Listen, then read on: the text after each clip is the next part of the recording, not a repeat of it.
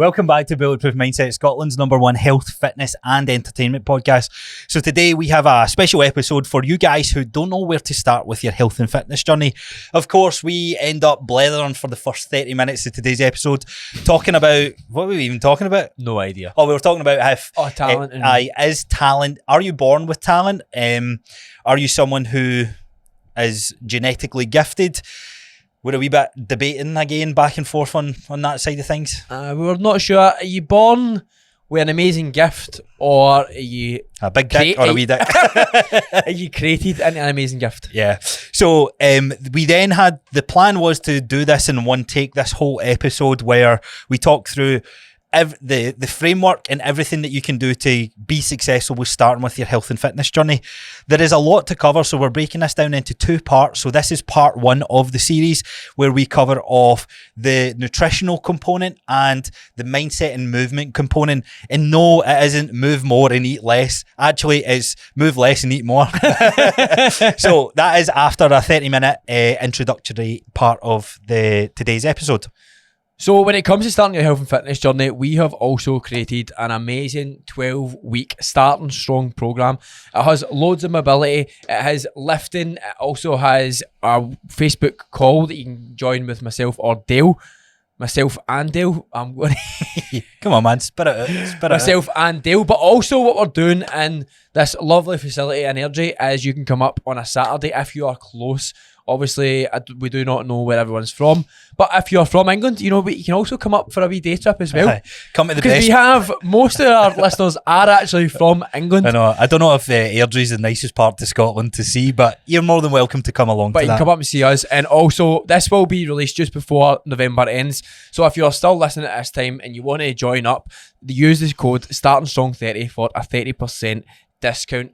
And also, if you go into the description below, there is a free 30, 60 or 90 day workout plan as well. Yeah, and with that being said, to put it into monetary value, the price of this program is going to be going up to £120 per month or £300 all in for the paid in full.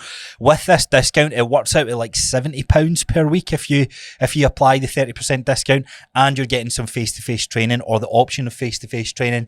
I'd probably even say you guys who can't make it here, obviously myself and James would still be open to kind of answering any questions that you might have. With that being said, if you are finding us for the first time, we have episodes out every Monday and Thursday at 6 a.m. and we release the guest episode every second Saturday.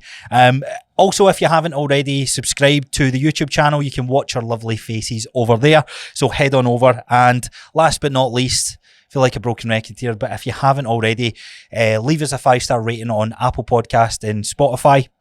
I'm a good hacker, so I'll find out where you are. See if you're listening and you've not left 5 stars.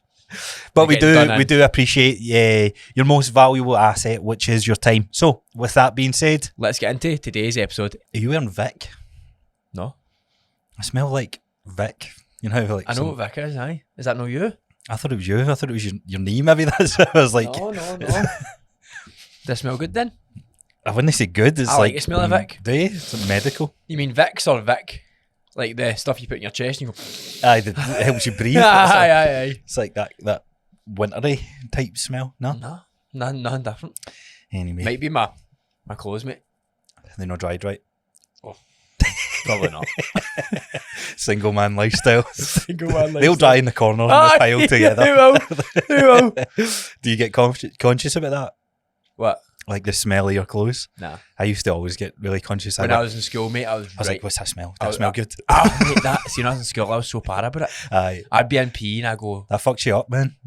Mate, what? It does fuck you up, doesn't it? Mate, I didn't know anyone else went through this. No, 100%. I used to be in PE and I used to go, is that me? Aye. And then I used to be in my own head. I'm sure I dogged an afternoon school, the rest of school, because I was that paranoid to how I smelt and I had to go home. I was like, I can't sit in class. This is mad, right? It's because you're sitting next to, like, sometimes you get paired up with, like, the good-looking girl in high school, and I was like, nah, can't do it.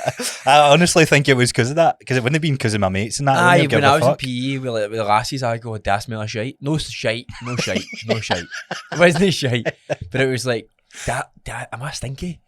And I'd go, I don't know. You put deodorant on, you go, I still feel like I smell.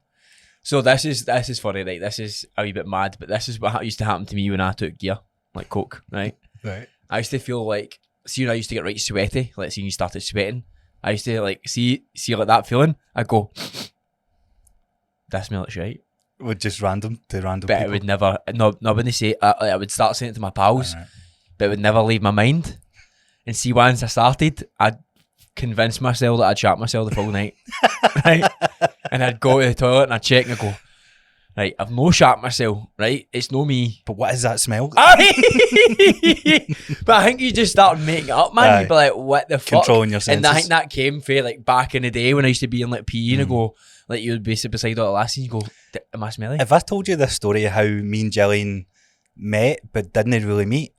So Gillian knew of me in like 4th or 5th year in high school. We don't play games. No. So we went to 2 different schools. She went to St Aidan's, I went to Coatness, so she went to the Catholic school, right? Oh, did she? So how this all met was because of the smell thing, right? So this, I think you get to like 3rd or 4th year, you start stealing your dad's aftershave and that. So I stole my dad's like stepdad's ultraviolet or whatever, the one of the wee guy, that right? one? Aye, that was a class one, right? So I think Every dad had it, ultraviolet. every young guy ended up smelling like this. So anyway, I put that on and I used to walk by one of Gillian's pals every morning when I used to walk to school. And then I get known in St Aidan's as this guy that smelt good, and because I smelt good, they thought they all fancied me.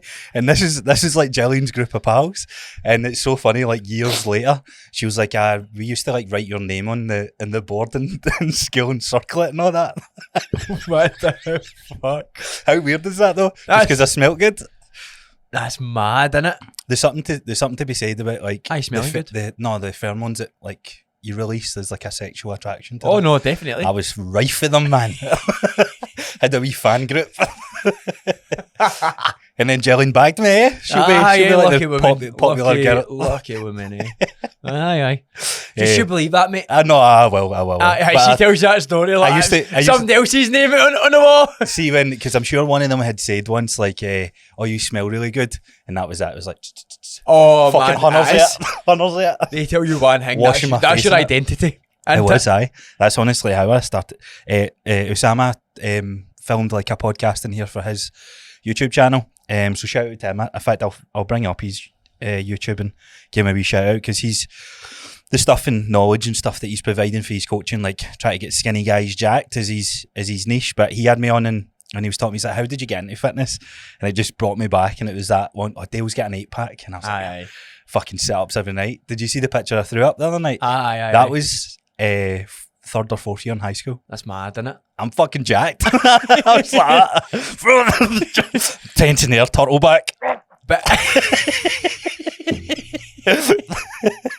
mate, I didn't understand bodybuilding or posing back then, because YouTube wasn't as much. I was fucking flexing and finding all this out you used to first go hand. Reading muscle magazines and all that sort I of actually stuff. get embarrassed looking back, man, and I'd say to my dad and that, like, if you're going to get me a t-shirt, get me an extra small.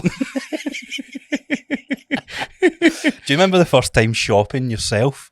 Like you had free reign to spend your money? Oh, fuck, mate, no, I don't. So I do. Genuinely no idea. So I do. And it was, remember Top Man used to do like 3 t-shirts for £12. And you had it was V-necks, and one colour of the sleeve was like green, one was red, and one was like blue. I used to cut a bit of name, but again, how do you?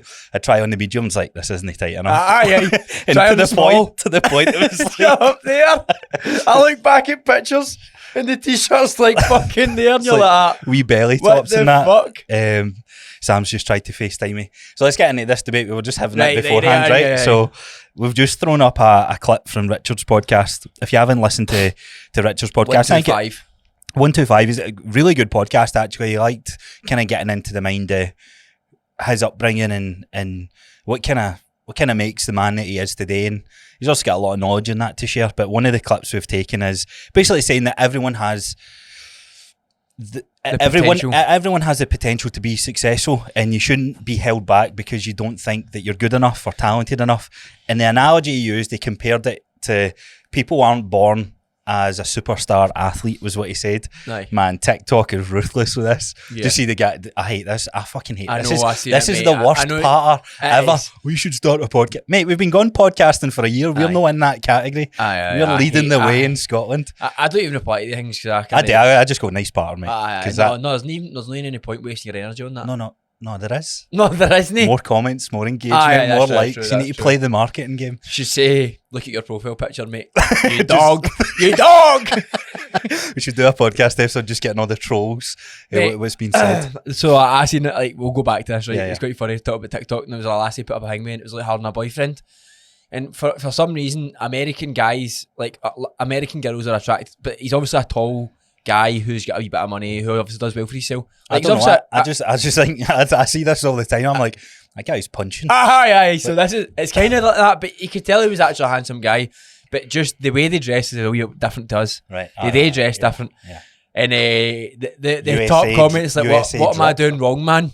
And she commented, you look about 15, that's what's wrong. Ruthless.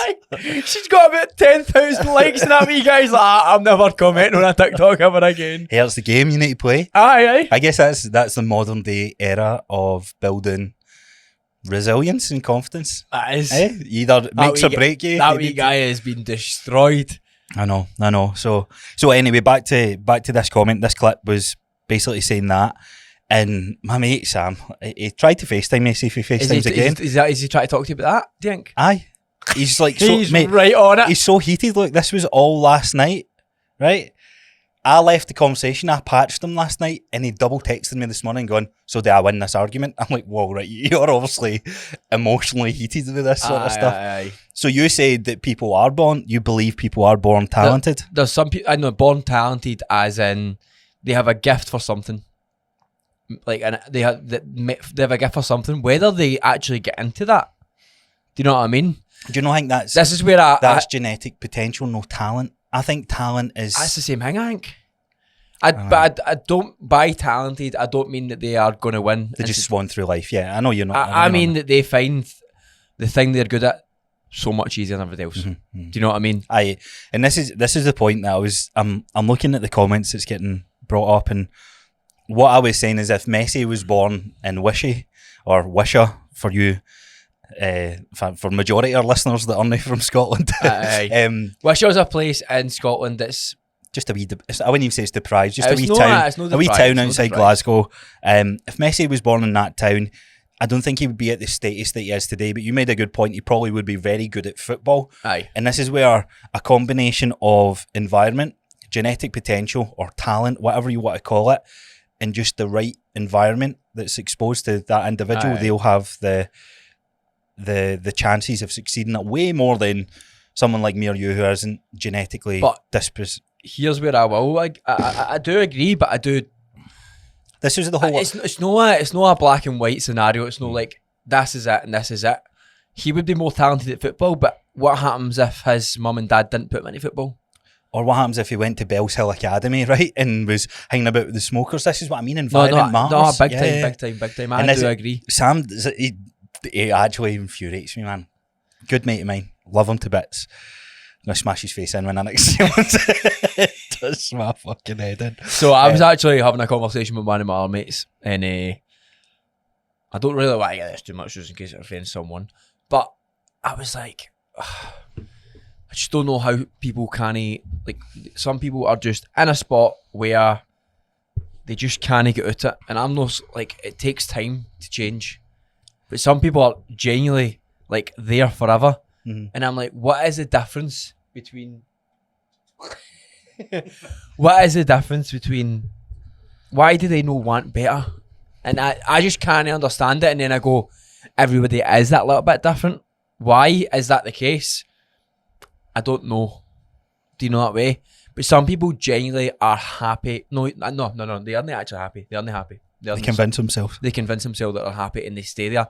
And I go, what is the difference between somebody goes, I need to fucking be better and I need to do better, and like they start changing everything, for someone who just does the exact same things for the rest of their life?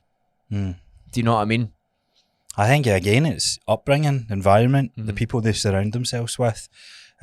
Honestly, like when you think about it, the people who tend to lift weights regularly for the right reasons Aye. have a wee bit more spunk in them to fucking get after it. I don't know if that's the right no, word, but you know what I mean? Aye. They have a wee bit more oomph for, and not just lifting weights, but if they're working on their health, then they're going to work on other aspects, because I think you start realising, like, right, okay, I've been able to transform my health. Aye. Can I do that in my social life? Can I do that in my career? Can I do that in other aspects? And it bleeds over for sure. Aye.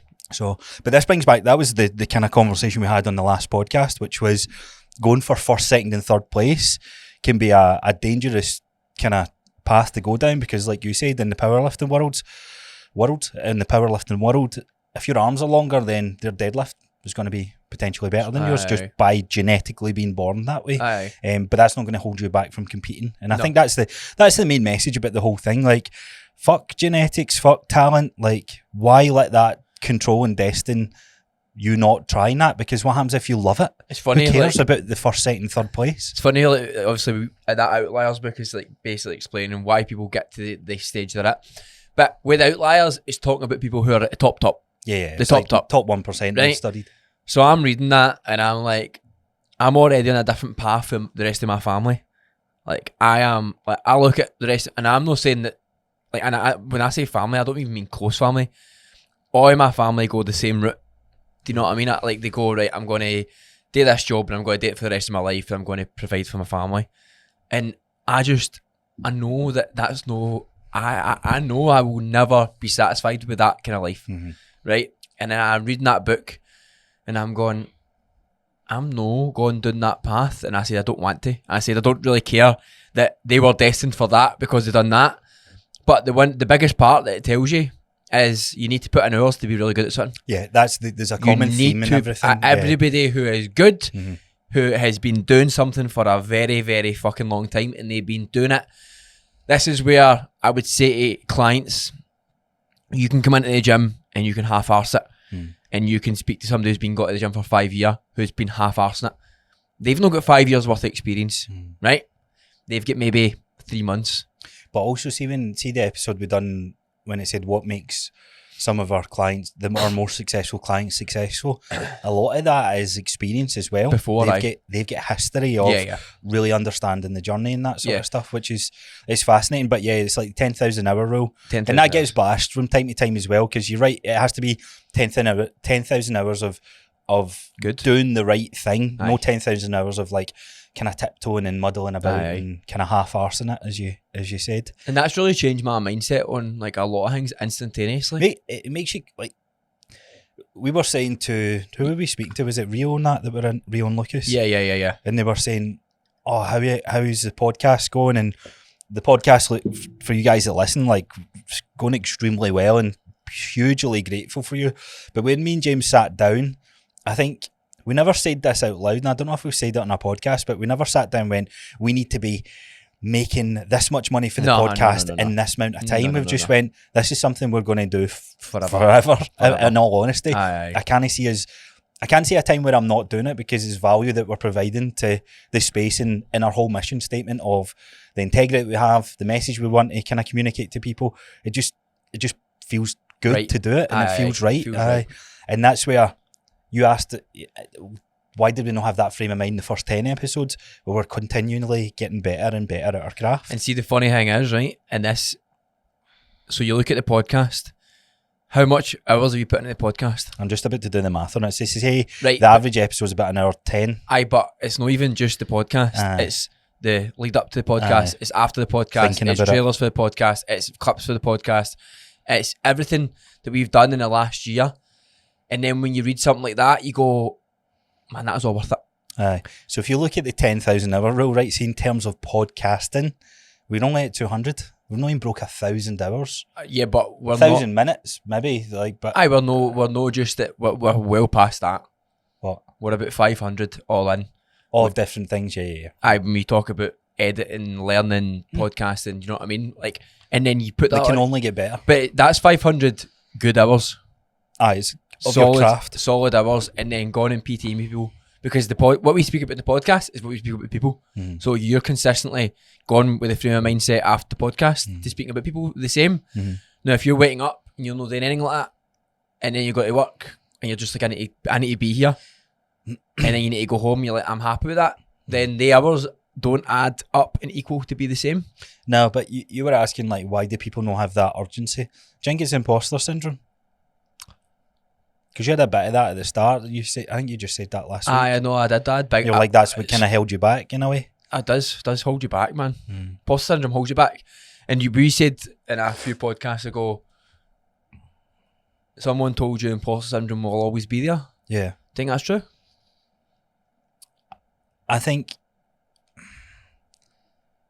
I guess so. If it's not there, then your ego's too much because you think you're the best. I think there's a fine line between ego and being confident. You know what I mean? Like, ego, arrogant, and confidence are all traits that we do want to have, because it kind of sets your authoritative standpoint. But if there's too much ego involved, then you're not going to hear the opposing argument. For example, which absolutely. would never be the case. Having passion and fire behind your stance, you need to have confidence in that. Yeah. I guess imposters, I don't know. I think as you start leveling up, you go to like a different, like you go from 0 to the top, right? The glass ceiling. You get to that glass ceiling, then you move into another pool. So the other pool would be, and you we're get surrounded by, in you're right at level 1 again, and you're like, oh fuck, I've got this imposter syndrome. So I'm trying to think of things that I can compare it to, like starting a podcast studio. I was like, man, I can't start a podcast studio. I can't do that. Like, look at G4 and the green room and all these other ones. But then you start doing it, you're like, oh, you know what? I've got confidence in myself to do this. Yeah. But taking the leap's probably the hardest thing. Taking the leap's always the hardest thing, no matter what. We've got what November's nearly closing out. We should do a podcast and kind of recommend to you guys to email in kind of the goals that you're setting, kind of looking back at this year and one thing that you want to set forward for going next year. So I'll tell you straight up, when I wrote down, I said I want to be making 4K by January, I look back at it, I knew, ripped it up. Did you? Bin it. We said something on the podcast. We need to go back and listen to that. I can't remember. Remember we done a New Year's resolution podcast? Last year? Yeah. We done it at the start of January. Well, we can skip this year's, man. We need to listen to it because it's kind of recognising, right? I think talking about it in the maturity of, look, that was maybe an immature goal. Aye. Like you said, because it was all focused on the outcome. I would say that the 4K for me, looking what I've learned now about everything, so immature. It's just the same as my clients looking to lose £10. What does 4K means? I can pay my bills and be happy, right? It's obviously financial security is obviously the key. But if I change that goal, right? 4K won't actually make me happy, right? 3.5, I'd be fine with that. 3, I'd be fine with that. Do you know what I mean? 6, 12, it genuinely doesn't. It doesn't matter.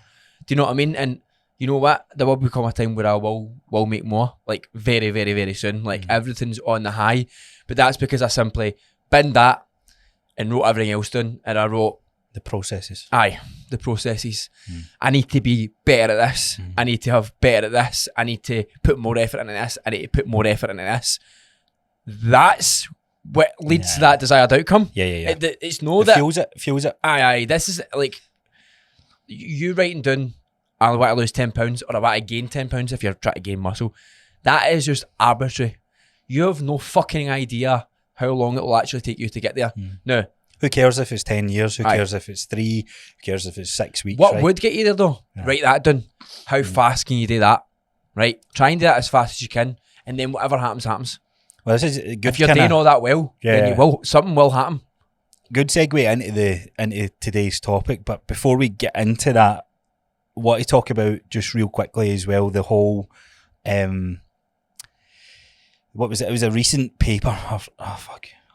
I didn't write the actual link down. I'll find it after the show and put it in the show notes. But it was like 40% of people with hypertension and type 2 diabetes, 40% of those people weren't classed as obese, right? And I was like, right. I was like, how the fuck have they got this? And I was thinking like genetics, but then I'm like, but genetically they've been fine their whole lives. Like, what's happened? And they're under muscled. They've got less strength and muscle in their body. And there's a wee bit of a movement just now that would obesity epidemic is something that we spoke about.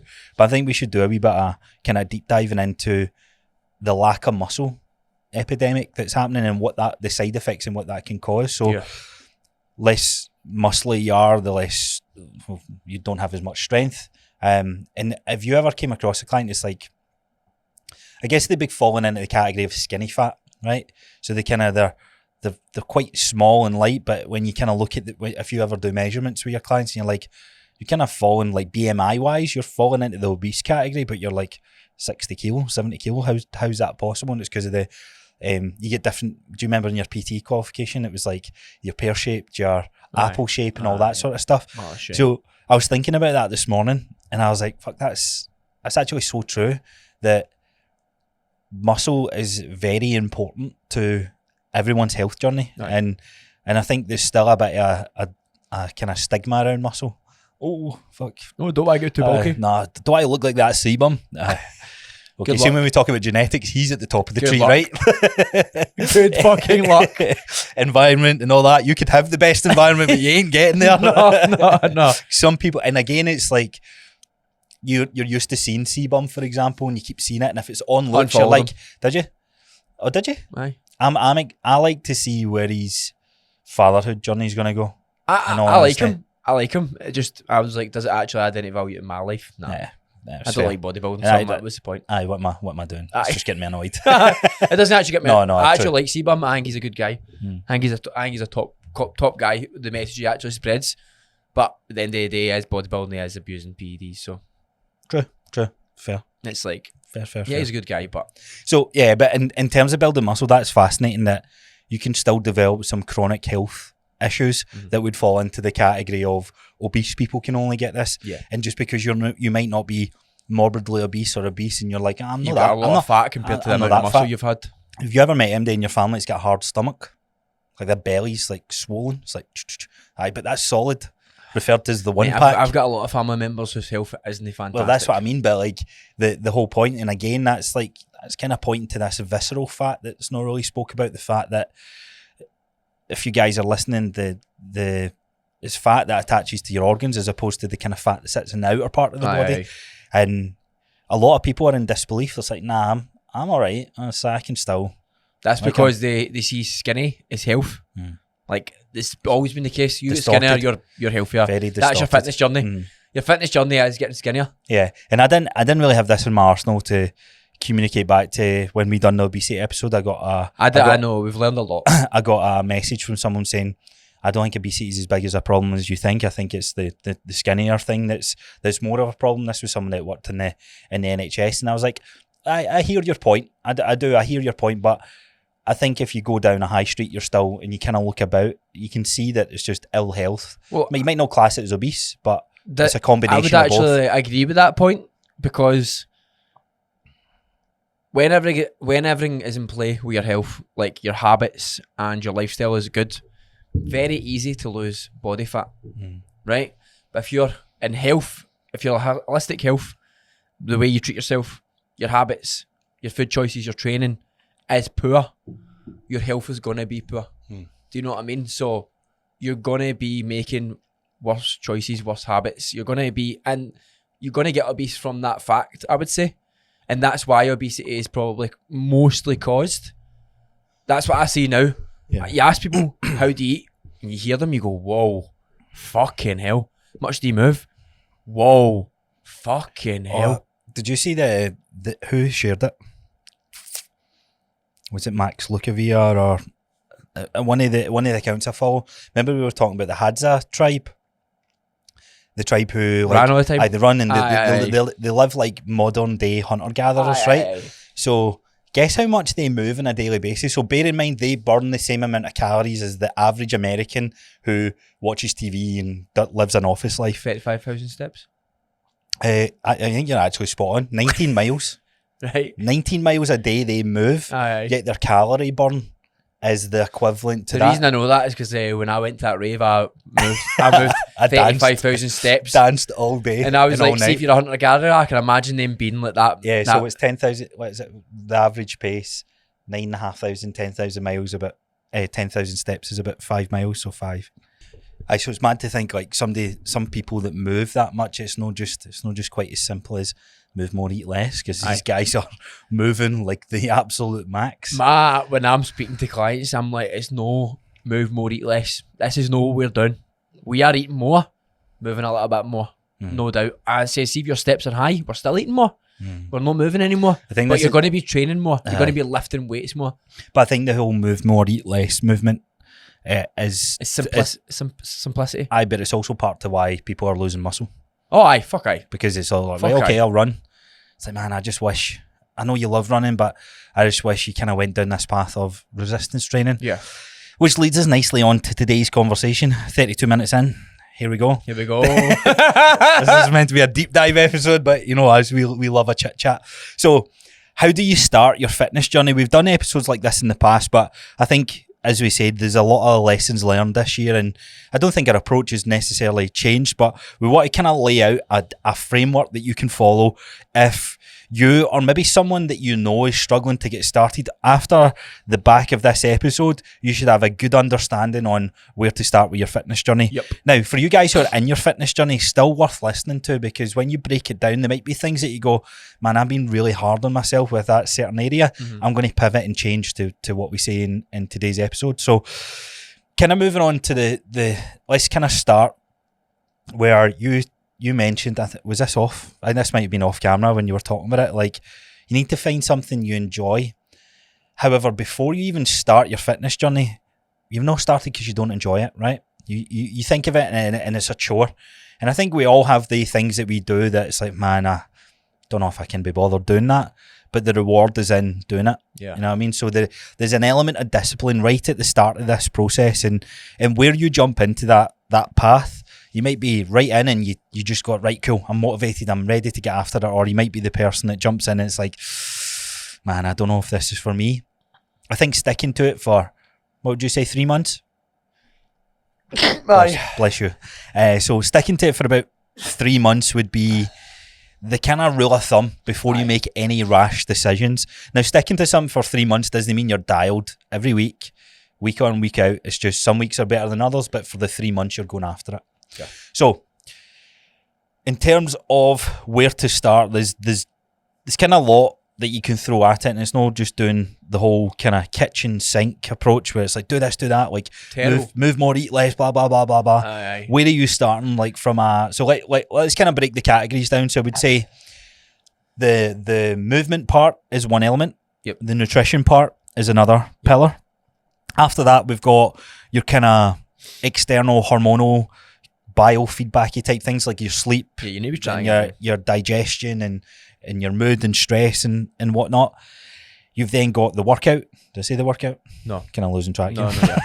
Movement you started with. Aye. And then so that would fall into the category of like water and stuff like that. And before we go any further, if you want to succeed in your fitness journey, right, and you want to continue to do it without it being too much of a chore, you need to do all 4 of these things at the start. Now, you don't need to go balls to the wall with them, but you do.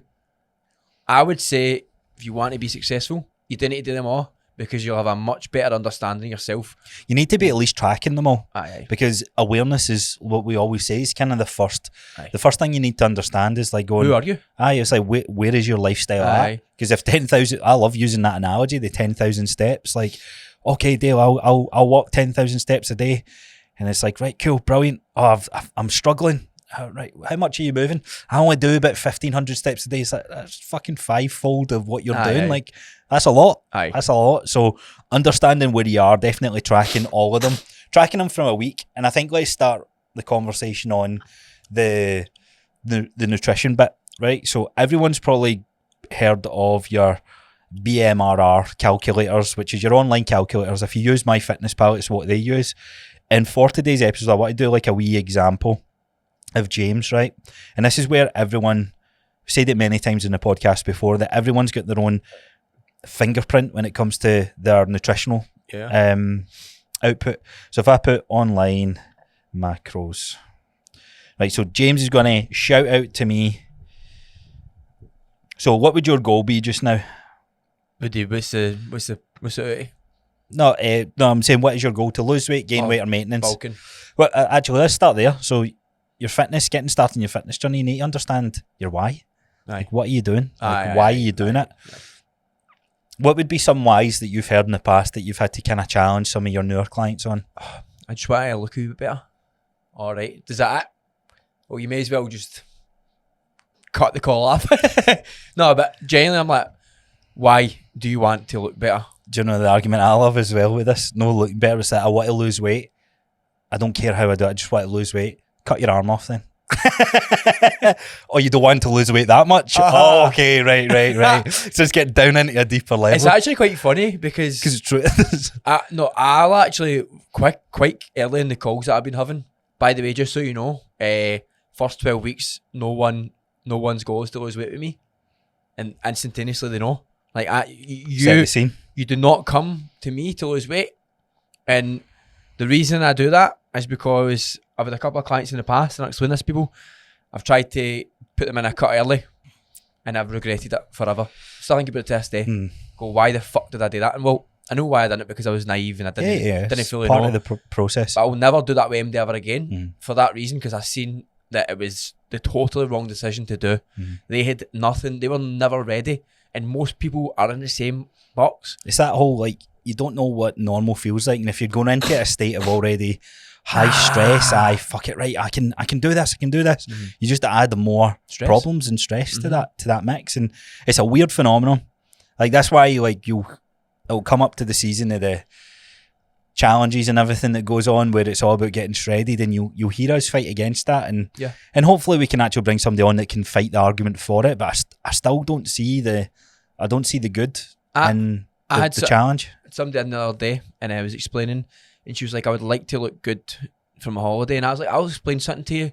I was like, see, because I was like, I went on holiday long ago. She's like, because I was explaining to her, I do the same thing all the time, I don't change anything. And she was like, also for like 3 or 4 weeks before it, but you cut.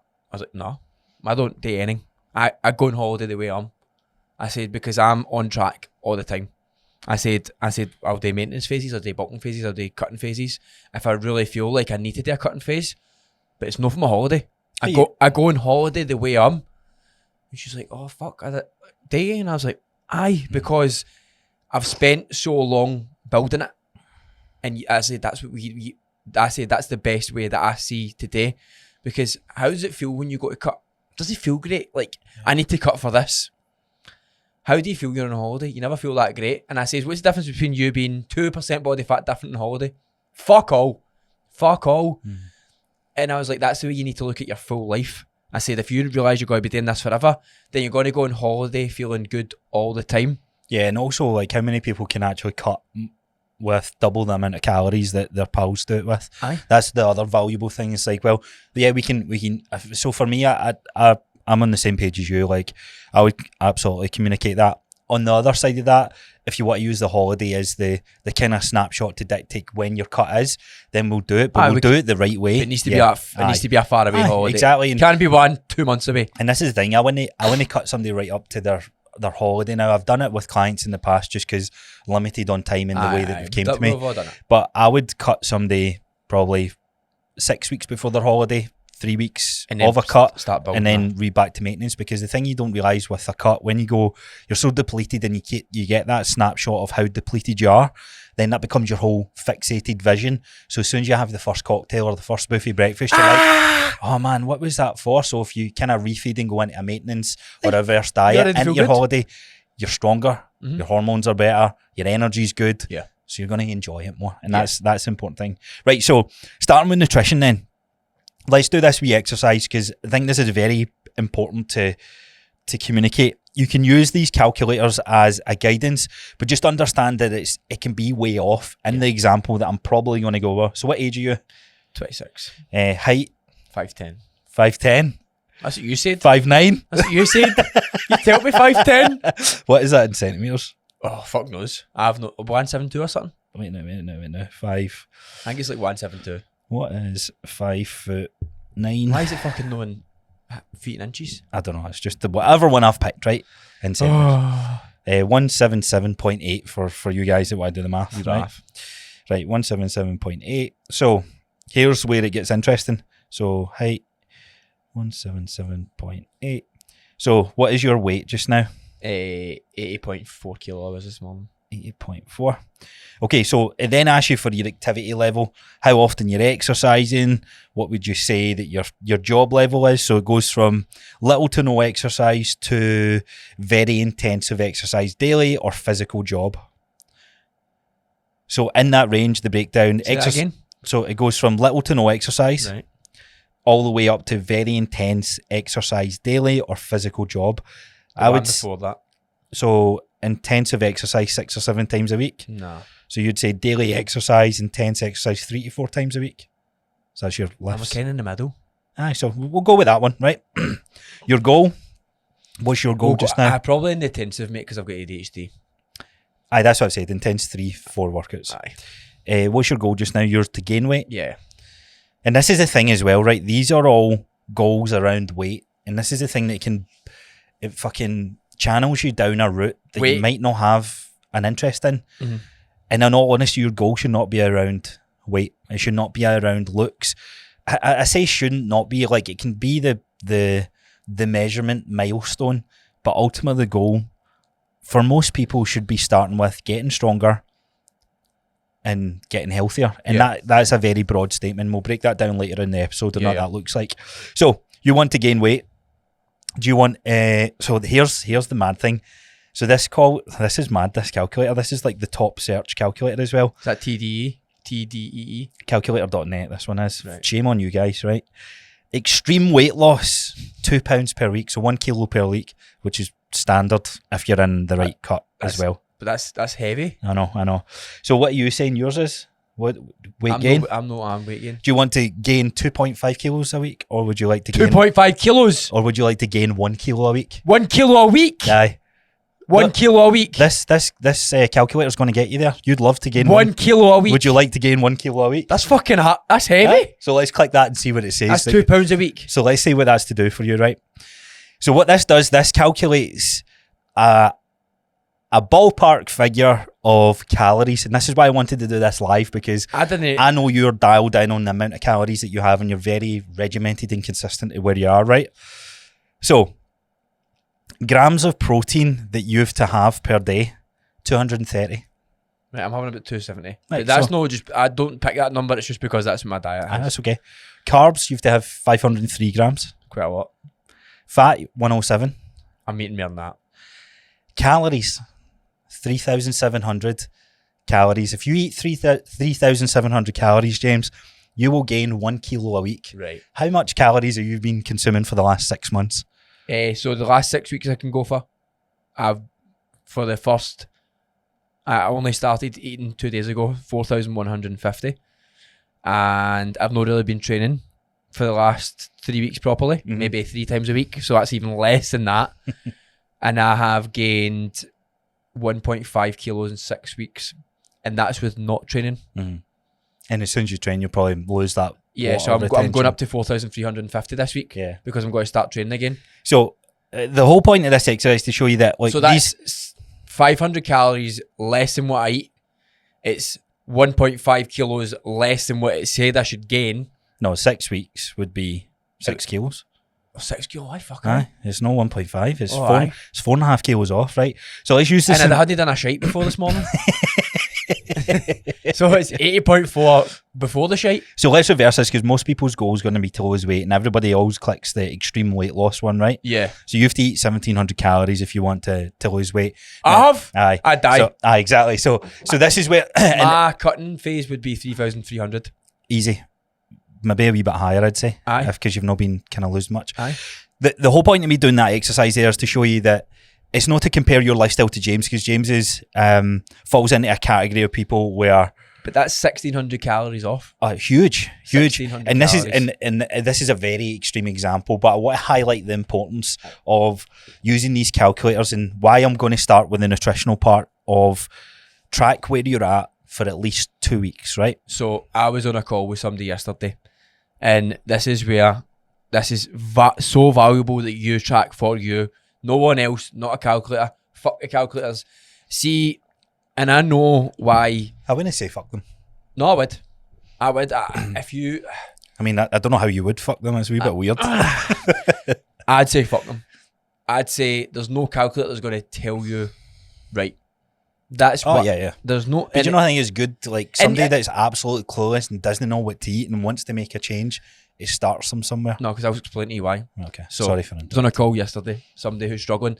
And the people who are struggling for a reason, because these things are wrong for them. they're masking a problem. That's a Right. fair point. Right? And if they were right, then they're not gonna be stuck there. They're gonna be well past. Because as soon as you start seeing progress, you start learning that a little bit more and you're on your journey. Yep. Right? Whatever way it is whatever way it is. So it was like, when I'm on track, I'm really good with my nutrition. And I says, explain what good means. He's like, well, I put it in a calculator and I get the number and I stick to it.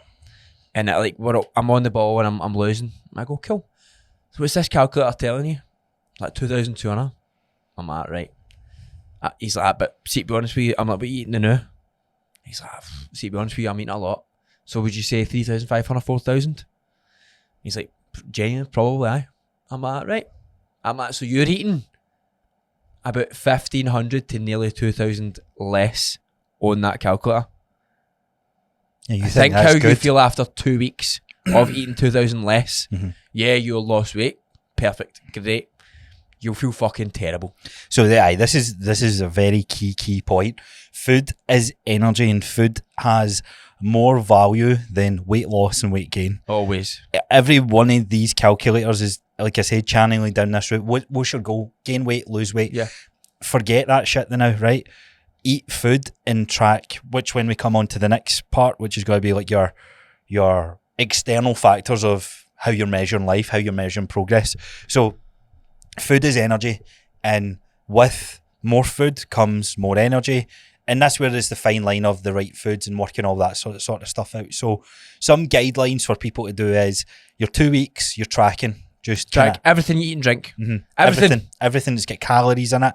And just see what that ends up as. So It fucking depends. most people are going to have averaging about 7 to 9 days of fully tracked days, because, to be honest, this is a tedious thing to do. And this is the only reason I'm thinking there is a wee bit of value in just using a calculator, because discipline-wise, if your discipline's so broken that you can't even track your food, then all you're doing is prolonging that journey. But then again, I would go down and maybe another route, which would be just giving protein guidance and increasing That will help them. So you track your food, you get your 14 days worth of calories, or however many fully days that you've got tracked. Divide that number by the days that you've got fully tracked. So in this case, 14 days of calories times by added up in total, Fucking divided by hell, 14. man. Jesus, man. Fucking. Give me one of the energy drinks, man. I need to get more cognitively sharp. But that's going to spit out a number, and that number is going to be where your starting point your is baseline of your calories. Now, your goal isn't around weight loss and weight gain. This is really an education and understanding piece, because a very, very important factor of what's going to make you successful and what's going to help you do this whole game of health and fitness forever is really understanding why you're doing what you're doing, like the knowledge and understanding behind it. So why we've got this podcast, why we've got tons of episodes to help educate you guys, and this is a starting point, because you've got to find out a lot about yourself through that one little process. Aye. You're going to start being more mindful instantaneously. Like, it's like you track your food, but don't change anything, and they go, right. Aye. And then because they know, it's like, right, I'm going to change this then, because I know that's a wee bit better. And it's like people start changing it instantaneously. And then once they've tracked everything, they've got the calorie and protein, but they've also started implementing a little bit. So straight away, you've no said, try and eat a little bit more mindful. They instantaneously do it. Yeah. So 2 weeks later, you've got your starting base, but you've also got a slightly more mindful way of eating. Yeah. And so you got your measurements, and whatever you're using, like MyFitnessPal or whatever nutritional tracking app that you're doing, try and avoid the guidance that they're giving you. Like, we just showed you how way off the guidance can be on these apps. Don't listen to the guidance. So you got your 14 days worth of information. What are you doing on that? Well, educating yourself around fat doesn't make you fat, okay? Carbs is an energy source. Carbs aren't bad for you. Protein's not demonized, right? So don't get caught up in the whole propaganda of all these different things. To an extent, sugar's not extremely bad depending on where you're getting it from. Don't go carnivore. Don't go keto. Don't intermittent fast. Don't do any of these fad diets. because you don't know what the fuck you're doing yet. Yeah. So we need to it's baby steps with this. Baby And fucking it's- steps.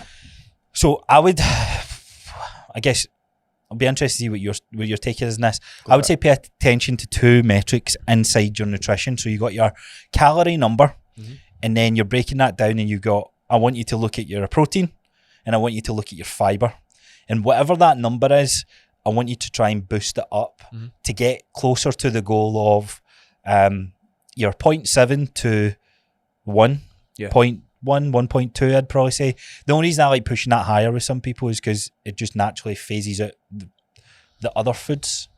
But protein is probably one of the more challenging things for my female clients when I think about it. Oh, fuck aye. Fuck aye. It's always there. So let's say you do the math, right? Let's say you're a sick, and if you're someone who is maybe in the obese or morbidly obese category, take what your ideal weight would be. Like, you've got a weight in mind, because you might look at it and be like, I have to eat 400 grams of protein. What the fuck? Chill, don't worry. Kind of take your ideal I weight. Whatever you want to genuinely, get to. I look at the protein, I work the calories the same with the protein. I genuinely do, if you're eating 70 grams of protein, I want you to try and eat 80. Or get one more snack in, which could be 25. That's the great thing about these snacks. Aye, there's always- Right, they be yogurts, man, they're fucking great. They up your protein more than ever. You can have them at your breakfast. It's so funny because you can look at that, and I don't know about you, right? I'll go, what you having for your breakfast? Oh, a bit of toast. Some Weetabix. Right, Class. that's Now, toasted Weetabix. Oh my god. that's where I know what the fuck he's doing with your life. But it's always the same. I'm like, what the fuck he's eating in the morning? It's marketing. Mate, it's insane. I go, It's right. also convenience, and this is a big part of your nutrition. Aye. Convenience is important. Convenience is majorly important. I go, right, cool. You know what the fucking easiest thing for you to do is? Start having a slightly bigger breakfast, and protein oats are so fucking easy. Overnight oats. Yeah, you know what? Some people don't like them, but most people, see when they hear it's quick and easy, I'll do that. Aye. Is it playing the convenience card is They the go, big thing. cool, man. So 0.7 to 1.2, let's say, times your body weight in kilos, and that becomes your protein goal. Aye, Okay. Now, as James said, if you're miles off that, let's say you're getting 60 grams of protein, you're meant to be getting 120, then just bump it up a little. And the goal is to bump it up until you can get to that goal. It's not just, like I said, throwing the whole kitchen sink at it. There's baby steps, kind of Aye. climbing up to that as best you can. Start with one meal. And this is where you start figuring out, oh, fuck, man, why do I feel so good? Aye. Why is my energy changing? As soon as This you start is- feeling good, hitting that protein goal becomes no bother. I know. And we've not even spoke about movement. We've not even spoke No. about workouts. But this is why this is one of the key pillars, because people change the shapes of their body and change their health dramatically by just focusing on the nutrition, Aye. right? It's arguably probably the hardest thing and more complex thing to get after. But like workouts, you follow the workout. The nutrition, you could follow the meal plan, but then there's a night out, and what do you do around all this, and it throws you off track. So I had somebody the other night, and we've been working, we've been doing really well with relationship with food. Now, it hit her. Somebody got her a big donut, I think, I don't even know what it was. She sent me a picture. She says, can I eat this? I says, don't ever ask me that again. Right? Or I'll punch your fucking face in. I said, don't ever ask me that again, but I have it. Now, what I'm going to do today is I'm going to message her saying, hey, just so you know, I said don't ever demonise food. What I'm going to do is I'm going to go, look, when it comes to kind of foods and you kind of think about it, I want you to think back, and I want you to go, instead of going, is this good or bad? I want you to go, am I going to have this? If the answer is yes, I want you to just to say to yourself, how does this make me feel? Yeah. That's it. It's funny because this is where you start seeing clients' mindsets changing a little bit. Aye. Because she's asking you, because she's crying out for guidance, and Aye. you're like, you're on the right track. Don't fucking do that again. No, I just said have it. No, I know. I was nae fucking- You said hard, but it's getting down into deeper levels. Like, why do you feel the need to ask me? No, It's like, I well, did- because I I'm trying to make a good choice. Okay, so do you see that as a bad choice? Well, I Aye. guess so. So why is that a bad choice? And you get into that. At the end of the day, food serves purpose. Food's in our culture. It needs to be enjoyed, and we need to enjoy the taste of some things. But you'll find if you instill these pillars of focusing on protein and focusing on actual eating more good food, you'll savour the taste of these good things, but it will not be as much as what you think. It's not as if... It's weird. It's so hard to describe to people who aren't doing that, but that food doesn't taste as good. People think it's not as moreish. People think you are restricted because you're working on your health and fitness, but in reality, you just don't want it. That was the tweet or the thread that I posted the other day. Like, people think focusing on your health is so restrictive when focusing on your health actually allows you to become more free. Aye. Like Saturday night, we were lying about, just chilling out, and I said to Jana, "You want to go to McDonald's get McFlurry?" She's like, "No, I had any." And she's like, "Oh, I had let's do McDonald's that." last week. And an actual McDonald's. Shite. It's terrible, isn't it? So anyway, bad. so we go there and Jill has a McDonald's and I was like, oh man, I crave chips. I love McDonald's chips. And I had them and I'm eating them and going, it's all right. That's exactly and I was what I like, feel like. Actually, we prefer to have my steak and mashed potatoes. I'm like, thank God I don't enjoy this So, anymore. and there's a whole other side to this conversation of your taste buds and your palate changing. You don't like vegetables and fruit because you're oversensitizing your taste buds with chocolate and these sweet endorphins of fucking manufactured, engineered. I was going to say shit there. It's no shit. I guess it's just a product that's been created to make you want less of the good foods.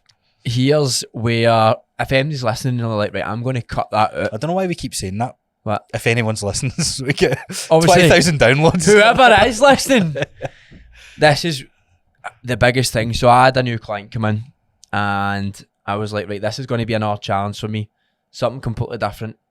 Younger. So like still going to, you know what I mean? Still enjoying herself, but we had a lot to work on.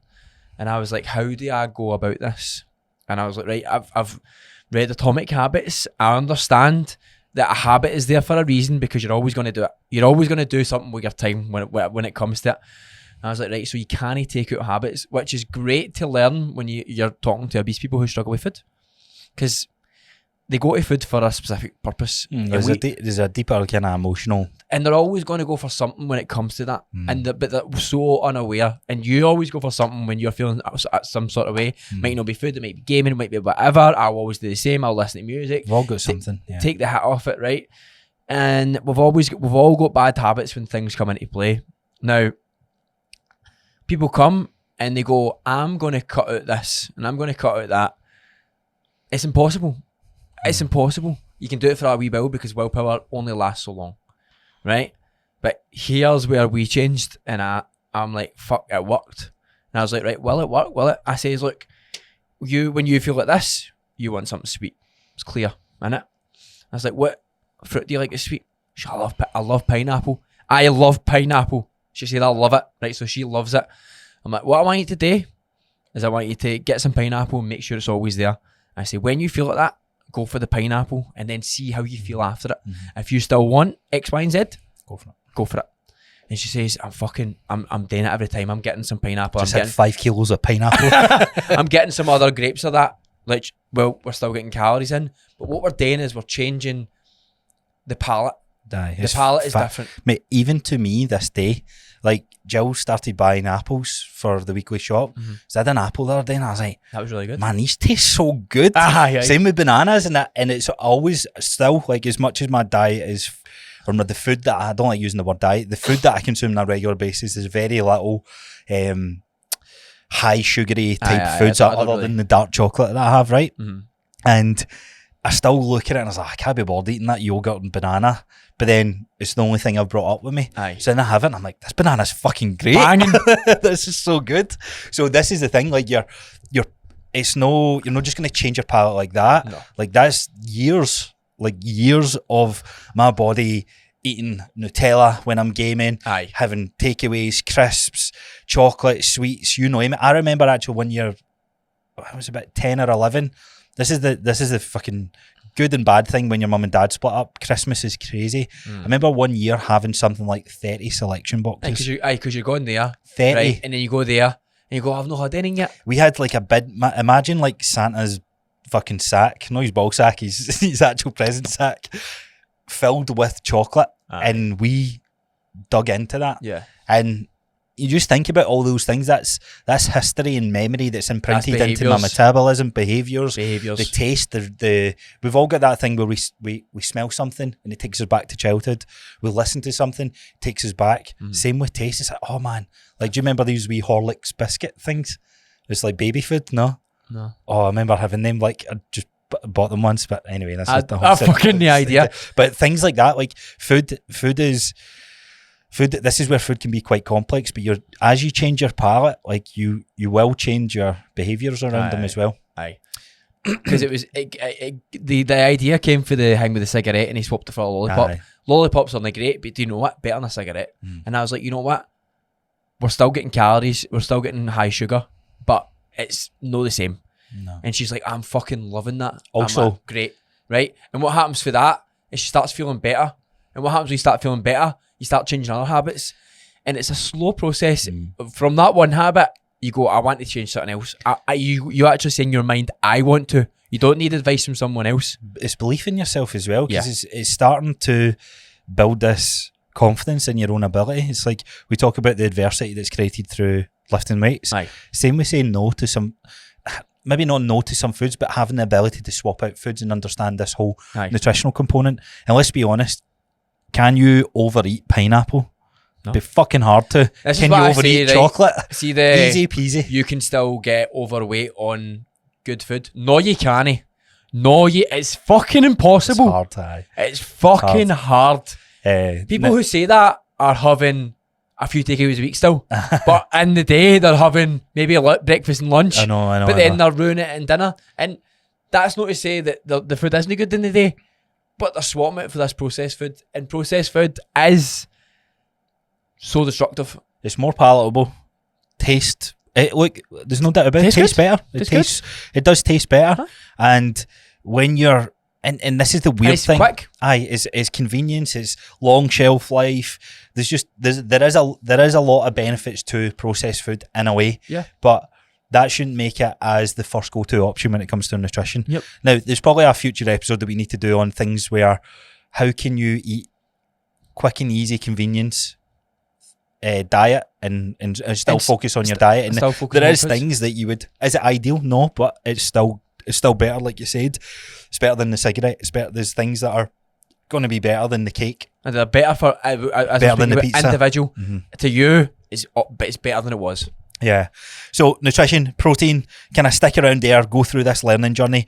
I'm just looking at the time in this episode and things that we're wanting to do. So it's actually probably better that we make this a 2-part series with the follow-up episode. Speak about movement now. Aye, so for the next point here just now. Aye. So the last thing on nutrition is fibre is also important, and I think that's why if you start including fruits and vegetables into your food, you'll see that this knocks onto a future pillar, which is digestion. Aye. Like digestion is important, and that's to do with the fibre element of your diet. For most people, again, assess where it's at. It'll probably come out about 10 grams, if I'm being brutally honest. Change that 10 grams to 15 to 20. For guys, you want to be about 35, 40. For women, you want to be above 25, right? Somewhere in the range of that. And then work out what makes you feel better. Same with protein. Some people don't do too well on a high protein diet. Like their digestion goes to fuck. Yeah. Some people do better on a wee bit less protein, but they're still in that range of 0.7 to 1.2. And this is where bodybuilders they rip the arse out it. And I guess did you experience like much indigestion or digestion issues when you crammed 2 meals together? I felt like a maniac. Right. So there's that whole conversation to have, that'll fall into the category of your biofeedback and your digestion and whatnot. So movement then, hit us with it. Move more. Move fucking more. Track your steps and do the exact same with the steps. You go, would you do 2 weeks? I would do a week. Aye. You don't even need to track it for. You could actually track it. Oh, you want to track it for a week because you want to see Monday to Friday. You want to see Saturday Sunday. Difference. There's always a difference. Aye. For most people, do you know what I mean? Most people live in that life, and then you go, right, what am I hitting an average? And then I would actually kind of look at your weekend and go, right, what's the weekend looking like? What's the weekdays looking like? And then obviously still take the average, but then go look at your schedule and go, right, can I hit extra steps that day, or will I bulk them up in that day? Because some people the fucking Mondays are crazy, right? They've got kids, they've got this, they've got work, they've got fucking so many things. Now, an arbitrary, so say you're hitting 6k and you go, right, I would like to go 7k, right? Try and hit that 7k. Then you go on a Monday and you go, I don't think I can get any off. Fucked it, right? You know what? Fuck it. I'm just going to stay to 6. It's all actually mindset is. We'll probably combine this with the mindset. The all or nothing. The all or nothing. Because this is so valuable. This is what kind of breaks most people's, or the reason why you've probably yo-yo in and out of various different diets and various different things, because the one day that you've missed, you're like, fuck it. Weekends are Fuck right it. off. Start Monday. Let's go again. Get to Tuesday. You're like, you know what? I'll just start Wednesday this week. And then you do a couple of days and then off the wagon, on the wagon. Life isn't a straight line. And as you said, some people's Mondays can be mental. Some people's Tuesdays can be mental. Aye. You need to assess life. And that's why everything in each one of these pillars that we're going to run through is awareness first. Aye. Understand where you're at. So a good rule of thumb for most people, movement-wise, is trying to get to at least your 7,500 steps. I think it was that when we looked at that previously. So 7,500 steps is the ideal amount. Averaging that over each day. Yeah. How you get that is entirely up to you. The banking of steps and going, I'll just make that up the next day is a shaky peg, though. A shaky peg, a shaky line. Is that the right word? I don't know.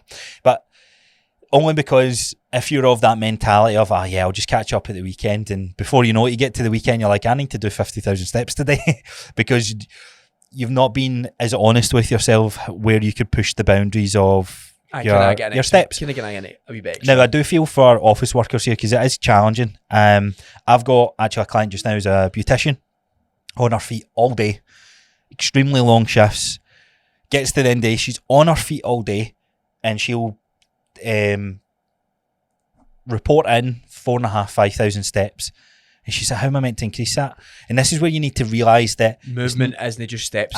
This is an important factor. If you're a hairdresser, a barber, a beautician, you're on your feet all day, or maybe you get a manual labour job. Yeah. This is where it's a wee bit different for you guys, because that's a lot of movement's already high. Stress. Aye. And to increase that movement, it's at what cost, right? Aye. So this really depends on where you're at with your journey. So if you're more likely, and it's hard to say if you're hitting under 7,500 steps and just get to 7,500 steps, it's not quite as clean cut. But if you're sat down behind a desk, this is where this applies more to you. So you're looking at your day and you're like, right, can I park a wee bit further away? Can I take the stairs instead of the lift? Yeah. When I go shopping, can I park at the furthest away spot? I've got a client who cycles to work now. I didn't tell her to. Like, she just was like, you know what, I actually see the benefit of getting extra steps in a day. So she cycles. And look, if I cycled I cycled up to gym today. It's hitting about 10 o'clock and I'm only on 2,000 steps. So there is an element where I'm like, right, okay, I don't even know how many steps. How do you check it on this again? Is it a step tracker? How do you check it on our Apple Watch? I couldn't tell you, mate. I'm a Garmin guy now. I know. Fuck your Apple pish. Imagine having to charge your watch every night. This is a banger. 17 days I've went without charging this. That's good. Solar charged. I'm too poor to get Garmin, sponsor us. So if you're office working, then you're kind of looking at your day. Now, we had a client that posted in a Facebook group that the coach that she was working with was really trying to push her movement capacity, and there was a realisation of it became so stressful to try and hit that number that she was moving even less. Yeah. Don't know if you remember that. Yeah. Shout out to Jade. That listens to us. The whole conversation has to become like, you're doing this for health, right? There's no weight loss goal. The weight loss might be in there, but right now you're looking at your life and you're going, nah, man, like, I need to spend time with my kids. Whatever it is, like, you need to assess that, because that is also healthy. That's health that you need to factor in. If you are spending good time with good people, that stress decreases. What happens when stress decreases? You sleep better. And you don't actually need to move just as much. So you're like, I need to hit the 1k steps, right? 1k or whatever it is to hit your goal. But that stresses you to your tits. Then you sleep worse because you're 50 under. You know what I mean? People are like, oh, fuck, I'm 1,000 off. Right? Like, why? And then, like, assess it. It's just the self-awareness. And that's why knowledge is so important. And that's why I think going to a good coach is so important. Yeah, because you get to navigate through They'll tell you like, the what's communications. Like, this is why you're, like, as much as you're like to your client, don't fucking ever ask me that again. It's from a place of love and bit of banter back and forth. But know, this is, but this is where you get those opportunities that, like, I'm really just struggling to hit these steps. And I said this to a client the other day because we had a conversation and we're kind of going through that she's going to get to the gym, right? So we're going to home workouts. And I was like, I wonder what other PTs would actually say in this scenario, because there's a whole, you need to get after it, this isn't good enough. And I know if I have that conversation with this client, she's away. Gone. She's gone from health and fitness. Aye. And this is She's where not gone for you, she's gone for I need to meet her where she's at. Aye. And you need to meet yourself where you're at in this journey. Well, the way I look at it is if you said to me 6 months ago, I want you to start, like, I'm training 3 times a week, right? So I'm already pretty consistent. I want you to start training 5 times a week and start hitting more steps, because that's how you would build the muscle and build the strength. I could have done it. I wasn't in the right mindset. Yeah. I didn't have enough things in place. My habits were quite poor. I had too much going on in my head. I couldn't have done it. If I was with a coach and said that, I wouldn't have done it. I would have hated them. I'd be like, fuck this, I'm out. I'd have probably, because I'm in the mindset of obviously training anyway, I would have stuck to it. But if you're not in that mindset and you're in that place where you're in limbo, you're in, like, I'm starting my health and fitness journey, I'm no very clued up, you're gone, you're out, you're done. You're like, fuck this. Why the fuck would I ever want to do that? And that's where the downsides of, I had the same thought with a client. I was like, what would other PTs would have done with this client? Because we weren't losing weight. But what every time I was in there, I was like, right, I want to start doing this. I want to start doing that. I was building these. I want to start doing that. And then kilo down. And then another wee kilo down. That was it. Not much. But she's like, yes, right, I can see it. And I know in her head now, she's messaging me. She's like, right, I'm going to start doing this. So she instantly knows. She's lost 2 kilo now. We didn't lose anything in the first 5 weeks. None. And she was quite heavy. So instantaneously, you were like, oh, I kind of wish she was losing. But then I was like, no, that's the ego talking here. I was like, what can I actually do to genuinely help her as a person on her way? I was like, well, I want her to do this, I want her to do that, and I'll be on our case. Yeah, and this is a good thing. There's like so many ways to tackle your health and fitness. But the thing is, if I imagine she came to me, right, and I says, 5 weeks in, 5 kilo down, best PT ever, right? I could have got her to push a wee bit harder. And at what cost? At what cost? At what cost to her fitness journey? No, this is where some people will get fluke. They'll get a fluke with this. Aye. Because you'll go, but my pal, she done it, and then look where she is now. Aye. And he or she is one of the very few that end up making it out that cycle. There's a reason why that's not worked for you. Because you're yo-yoed. So we already know that if it was going to work, it would have worked by now, right? Aye. So we need to take a different approach. You need to meet yourself where you're at. Yeah. And here's the beauty of this. So life is seasonal. Aye. It's not just like this time of year. Movement is probably a little bit less. Yeah.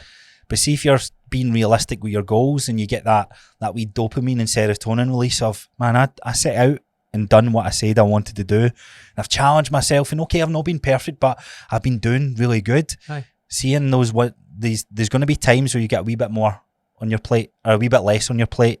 Aye. Sun shines out, different things are going on in life. You're like, I'm feeling good. I'm going to push it a wee bit more. Aye. I'm going to go a wee bit harder. Aye. You've got self-belief in yourself that you've already established some baseline principles when it comes to this sort of stuff. So breaking that down, movement, steps, yes. The other side of this is not just about the steps. So if you're someone actually on the step part, say you reach your ceiling, you're like, my ceiling is nowhere near 7,500 steps. Let's say it's 4 or 5,000 steps. 7.5. Thanks, Siri. I don't know if you guys hear that, but Siri just told us the answer. 7.5. And you're right, 7,500 steps is ideally where you want to get at. Through your working job, you're going to be capped at whatever that number is. Some people might get to 7.5, some people might get to 5,000. So you've got your cap, and that means there's more emphasis on those days off where something needs to be put in place to make up for the downfall of the less activity. And this is where it's hard, because it's like, you're saying to yourself, 7,500 steps daily is healthy, but some people's job can contradict health in a way as well. I was just about to say. Aye, so it That's becomes it. a very, it's not our place to say, it's your decision to make, but Nah. career is in social I remember circles. I had a client and she was like, I'm fucking shattered, I'm doing this, I'm doing that. I'm like, do you think this job is healthy for you? And she looked at me and went, no. I was like, it's up to you, but look. It's something to consider. I said, look yeah. at what it's doing to you. And this Like, is you are fucked. Christian's program that he does. Like, they have a career part in his programming, Right. where they're getting after it from a career point of view and getting more fulfillment and that sort of stuff. Now, I don't know how I feel about that. I don't think it's my territory to say. I think, but if we instill good With the basic client principles, that I was with, been with me for a long time, and I was like, look, well, let me be honest, your job is stopping you from so many things in your life. Stopping you from being happy. It's stopping you from smashing your gym. You've got other goals outside just the lifting weights. You've got other goals. You're not going to be able to get it if you stay in this job. And I said that's just it. your observation. That's it. Like, I can see it. Every time you're in, it's complaining. And I'm not saying it's bad to complain, but it's no good for you. This is terrible for you. You're working hours which are unbelievably long. You're not getting out it what you should be getting out it. And you know that. Like, this person knows that. And there's actually quite a couple of people I've got who are in the same boat. And that's why they struggle so much in their life sometimes, because their job do not give a fuck about them. These companies do not give a fuck about you because you're just a number. Yeah. And if that's where obviously some people's boundaries will they'll go, I'm not doing that overtime, and that'll leave them to be all right. But some people are like, well, you know what, I need to do this, I need to do that, and they're the same with health and fitness. They're like all in, all in, all in. They'll work all in, all in, all in. Chronic junkie stress, isn't it? So Aye. they love it. They love it. And it isn't our place, no. But I think when you train people for a long time, you can see it. Yeah, and I think it's just observations, isn't it? And I think it's ultimately more from you're not paying me for this advice, no, by the way. I think, but if we're on a friendship level by a certain point. I think ultimately you just need to kind of ask yourself these deeper questions. Which this is the thing with health and fitness, you start to do, like you said. Why do people not have this energy to get after it? It's because they're in this vicious circle with this loop. And I honestly think this is what separates those who do and those who don't.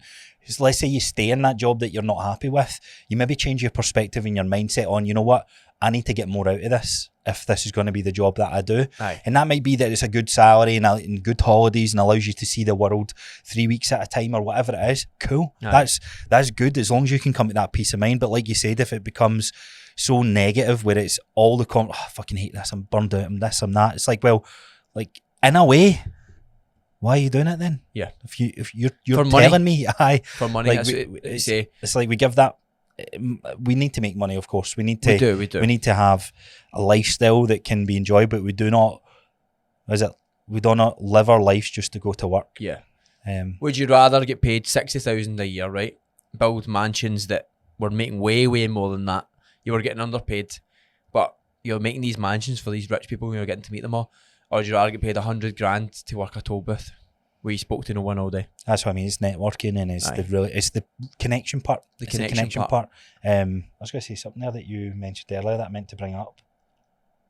Oh yeah, like when it comes to these millionaires and that sort of stuff, like the lifestyles that they have, it's not as if is elevating them up. I think the car, and when it comes to materialistic stuff, you see them wear blank t-shirts and there's no flashy stuff. I was reading or was I watching a YouTube video and the guy was going around like the average car that like some of these millionaires that aren't like they're not known, but the average car of a millionaire is like they drive about in, it's like 40,000.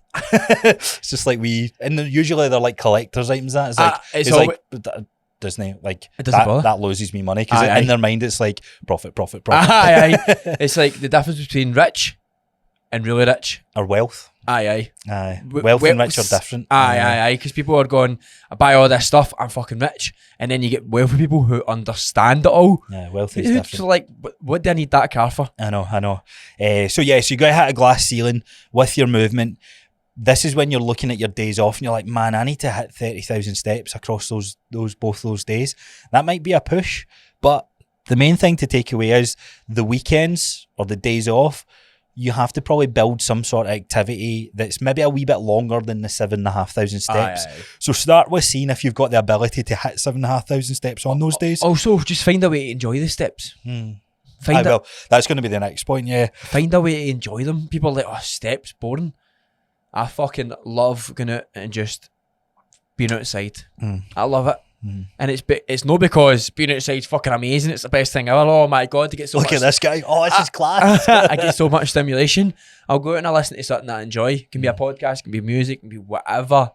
Be like, people are like, oh, I'm just so boring.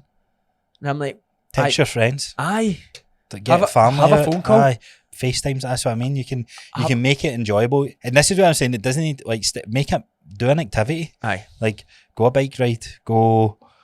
Imagine like people like that, go to a bike ride. Shut the fuck off. Cycling in Stratford Park.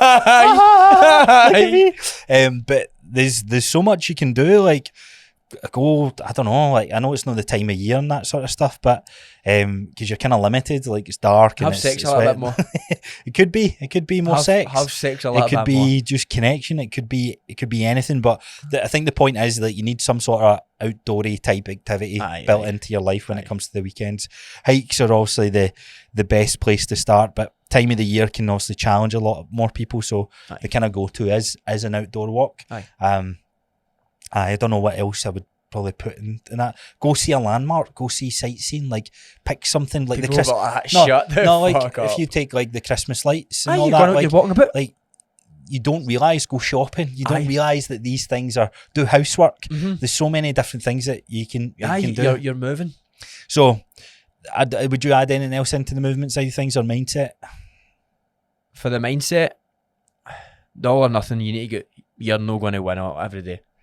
You're actually going to win every weekend. Lynn was saying this. I'll go shopping every weekend. Aye. Well, you're not going to run out of money to spend. But you're going to lose. Yeah. You're not going to hit your targets, and you're not going to see progress all the time, and that's cool. Do you know that way?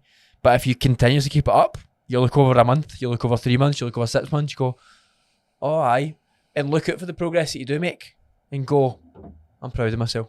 Yeah, recognise that. Be proud of yourself, even for the small things. Because if you're only looking for big wins, you're not going to accept the wee wins for what they are. And most of life is small wins. Most of life is hitting an extra 1,000 steps that day. Yeah. Most of life is, you know what, I actually ate my protein goal for the day. But people go, I should have done that. I should be doing that. I should be doing that. People have gone, you should be doing that anyway. You should be doing this. You should be doing that. Fuck them. No. That's a win. And then see, once you win that much so often at that becomes something you're just doing anyway, and then you build another one. And here's a fascinating thing to think about when it comes to your mindset. You're right before you're starting, you didn't care about any of this. You know you should have been doing something, but you didn't care. See the fact that your mindset then shifts, going, I should have done that. Aye. That's something to be proud of. Aye. Because that means you care. Aye. And I don't care that you've missed it. If you're working with me and I'm your coach, I don't care that you've missed the day. I don't care that you fucked the meal plan. I'm proud that you're actually recognising that you are thinking a wee bit differently. Aye. Is it the right frame of mind to have? Probably not. I could argue against it. Like, look, you've done your best. Yeah. Move on. 1 day, 1 week, 1 month, arguably 1 year, isn't it going to mess it up? As long as you jump back on that horse and fucking try it, get after it. Like, try keep working away and chipping at it. Aye. So with that, I think we'll wrap things up. We'll wrap part 1 of the 2-part series. So let's kind of end this on what we'll run through next. So we've got the sleep. Where does sleep play its part? You've got the workout side of things, yep. and as you know, we have a free workout plan. So if you want to download that and kind of get after that just now, that's going to be in the link below. If you want a 12-week structure for the 3 months, then of course it is November, and you have just at the point of this, you've got a couple of days left. Starting strong, 30 discount code. Get it used. Go now. Go. So we got the workout structure, which we'll run through, and of course we'll give you our favourite tips when it comes to that kind of thing. And then what was it? Our habits. The kind of like what habits to instill, and what's the kind of right habits for you. A couple of key habits and how to implement them into your life. Yeah, so that'll be part 2 of how to get started on your fitness series. Yeah. Mind, we probably have spent 45 minutes going through them all before. Yeah, so we've probably done previous episodes on. No, but I'm just saying, like, we explain things in so much bigger pictures now. Yeah. It's we not need just do this and you'll be alright, do this and you'll be Aye, alright. this- It's like there's a lot of nuances between them all. There is, and this is the beauty of podcasting as well, because it's you can get right into the crux of it. No, a 30-second TikTok like, hey, look at my arse. Do you know what a calorie deficit is? Just eat less and move more. Oh fucking hell, man. I actually look at them and I used to go, oh, how are they doing so well? And then I go, they're the reason why I'm going to do so well. Aye, exactly. It's Aye. like they're actually not doing it. Nah, doing they're it. actually ruining people. So our front. people's Fame fitness. doesn't mean fortune. No. Whatever that's different. So with that being said, hopefully you enjoyed today's episode. We know you did. And because you did, you should be leaving us 5 stars. Thanks. Thank you to everyone who has. We are over 100 now, so it's the road to 200. Never satisfied, never staying still, always getting after it. No bother, mate. Some motivational hype. Aye, no bother. So you can find us on Instagram. You can find me at Coach Crosser. You can find me at James McGinty, PT. You can also find the joint Bulletproof Mindset podcast page, which is Bulletproof Mindset __.